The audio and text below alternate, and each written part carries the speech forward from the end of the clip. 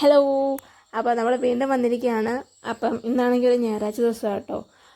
അപ്പം നല്ല മഴയുടെ കോളുണ്ട് കേട്ടോ. അപ്പം മഴ പെയ്ത് ബസ് വരുന്നതിന് മുമ്പ് മഴ പെയ്തു. കുട എടുക്കണ്ടെന്ന് വിചാരിക്കുന്ന ദിവസങ്ങളെല്ലാം ഇങ്ങനെ കേട്ടോ. പിന്നെ ബസ്സിൽ കയറി, ബസ്സിൽ ആരും ഇല്ലായിരുന്നു. കാരണം ഞായറാഴ്ച ആയതുകൊണ്ട് കേട്ടോ ബസ്സിൽ ആരും ഇല്ലാഞ്ഞ്. അപ്പോൾ എന്തോ ഞങ്ങൾ ഡ്യൂട്ടിക്ക് പോയി. അപ്പം തന്നെ ഞങ്ങളെ പകുതി സ്ഥലങ്ങളൊക്കെ ഇച്ചിരി വെള്ളമൊക്കെ കയറി കിടപ്പുണ്ട്. ഞങ്ങൾക്ക് ഇങ്ങോട്ട് അതിലേക്ക് വലിയ കുഴപ്പമൊന്നുമില്ല കേട്ടോ. പിന്നെ കോന്നി ചെന്നപ്പം മാരൂപ്പാലത്ത് അവിടെ ആ സൈഡിലായിട്ട് ഇച്ചിരി വെള്ളം കിടപ്പുണ്ട്. റോഡിലോട്ടൊന്നും കയറിയിട്ടില്ല, വലിയ കുഴപ്പമൊന്നുമില്ല. പിന്നെ ഞാൻ ഡ്യൂട്ടിക്ക് കയറി ചെന്നപ്പം കട തുറന്നിട്ടില്ല.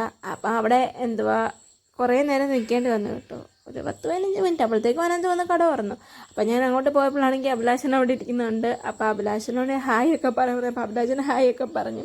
പിന്നെ ചെന്നപ്പം കട തുറന്നിട്ടില്ലായിരുന്നു. പിന്നെ സിറിൽ പിന്നെ പുതിയ കുറേ സ്റ്റാഫുകളുണ്ട്, അവരെല്ലാം അവിടെ നിൽപ്പുണ്ടായിരുന്നു. അപ്പോൾ ഇന്ന് ലിച്ചേച്ചി വന്നിട്ടില്ലായിരുന്നു കേട്ടോ. പിന്നെ അനന്ത് വന്ന് കട തുറന്ന് ഞങ്ങൾ ഡ്യൂട്ടിക്ക് കയറി. പിന്നെ ഞാനും എൻ്റെ ചേച്ചിയും കൂടെ ഗോഡൗണിൽ പോയി അവിടെ കുറച്ച് ജോലി ഉണ്ടായിരുന്നു. ആ ജോലിയെല്ലാം കഴിഞ്ഞിട്ട് തിരിച്ച് ഞങ്ങൾ ഷോപ്പിൽ വന്നിട്ട് വൈകിട്ട് ഞങ്ങൾ ചായ കുടിക്കാൻ പോയി.